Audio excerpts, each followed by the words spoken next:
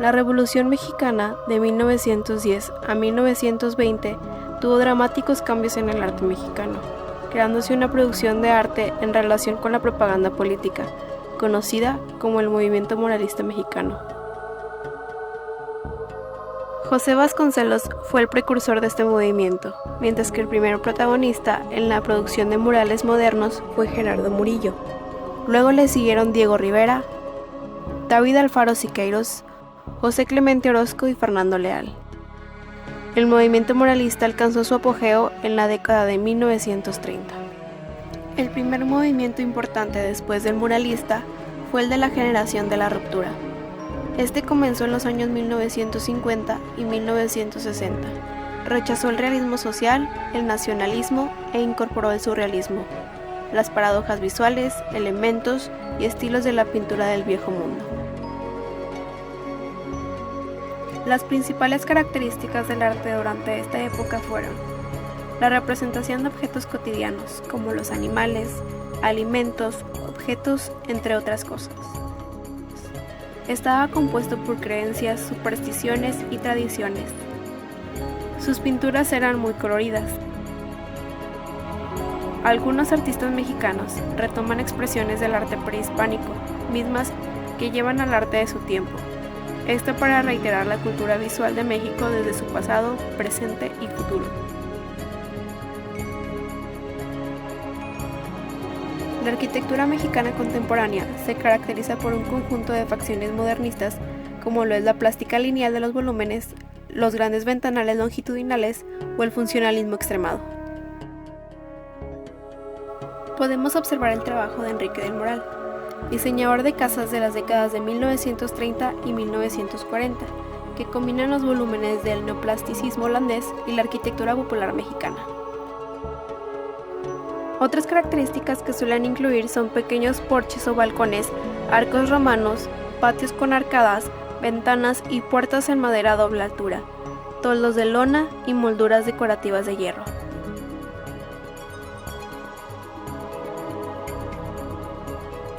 Las formas que más predominaban eran las figuras social realista, cuya función era informar lo que pasaba al pueblo, que era analfabeta.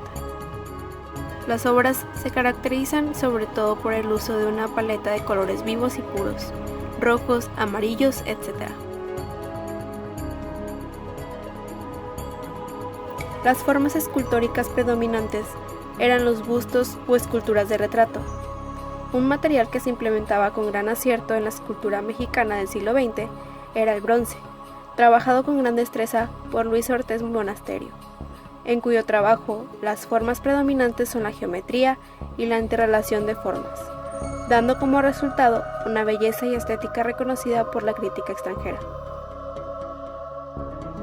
Federico Silva, con un pensamiento abstracto y geométrico, genera obras de gran belleza tridimensional fusionada con temas precolombinos de gran impacto, llegando a incursionar en la escultura de cinética o de movimiento.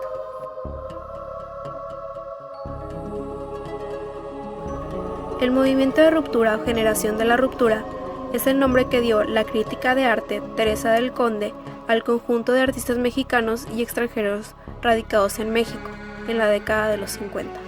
Su intención fue reaccionar contra lo que percibían como los gastados valores de la Escuela Mexicana de Pintura.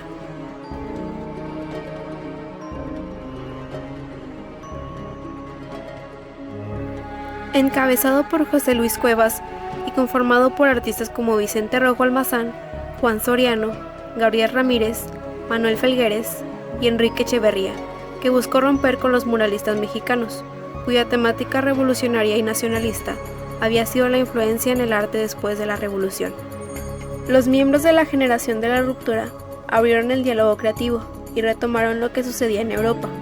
Incorporó valores más cosmopolitas, abstractos y apolíticos en su trabajo, buscando, entre otras cosas, expandir su temática y su estilo más allá de los límites impuestos por el muralismo y sus ramificaciones. Este movimiento rompió con los paradigmas estéticos de la época, pero no fue jamás organizado ni definido.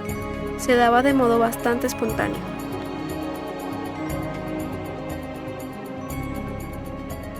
Es una vanguardia artística que nace con el Manifiesto del Surrealismo de André Breton en 1924.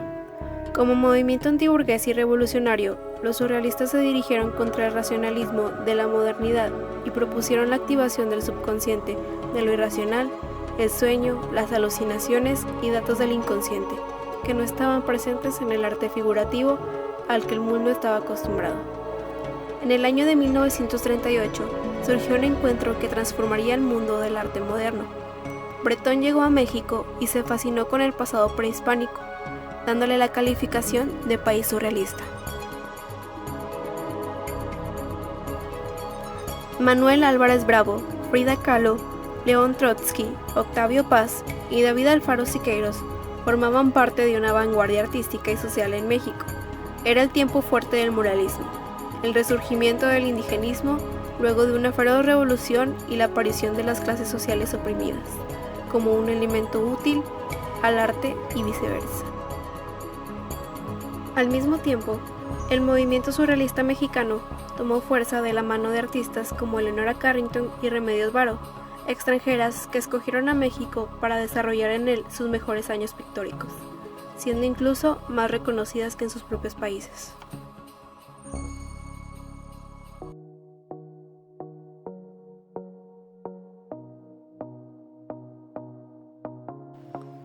Eleonora Carrington fue una pintora surrealista y escritora inglesa nacionalizada mexicana.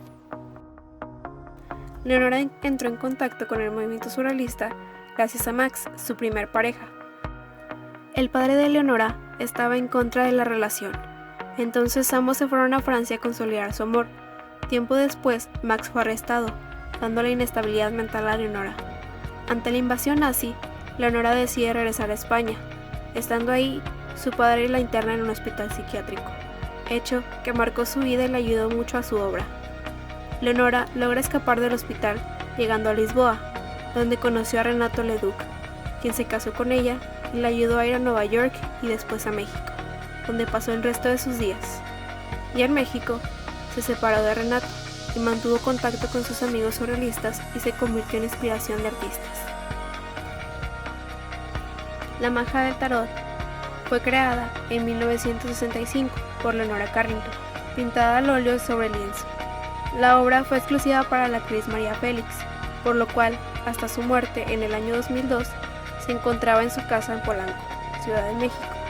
Después de su muerte, la obra fue subastada junto con otras pertenencias de la actriz. Su paradero actual es desconocido. María Félix le pidió a Carrington que la retratara. Leonora, con el estilo surrealista que ella trabajaba, creó la pintura, pero el personaje que mostraba no se parecía nada a María. Entonces, cuando Leonora entregó la obra a María, ella se la devolvió y le dijo que tenía que parecerse a ella, o al menos que supiera que estaba inspirada en ella. Le dio 7 días para arreglarla. El retrato fue terminado a tiempo, y el rostro de María quedó plasmado con un realismo impresionante. Al momento que se le entrega la obra a María Félix, solo se le escuchó exclamar: «¡Hasta el perro me desea!».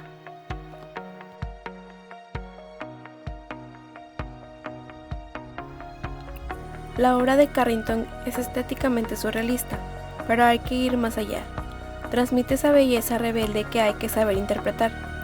El nombre con el que se bautizó la obra parece hacer referencia a diferentes términos, y eso la hace ser una obra misteriosa e interesante. Maja es una variante del nombre latín María, y adquiere significado como rebelde o amada. Por otro lado, al haber combinado la inspiración del tarot con el retrato de María Félix, se considera que Carrington ha plasmado muy bien su inspiración y se ha dejado llevar más allá del concepto que se le pueda dar a la obra. Sin embargo, no es fácil identificar su técnica a primera vista, ya que se trata de ser realizada en óleo sobre lienzo, ejecutada con una pulcritud que las asemejan asombrosamente a impresiones algo sádicas y misteriosas, logrando encauzar hacia su propio objetivo, representar de manera surrealista a María Félix. Sin lugar a dudas, realiza un juego visual metafórico, con el uso de diversas figuras y formas, aplicando un efecto de espejismo, dejando entrever otras zonas para reclamar nuestra atención.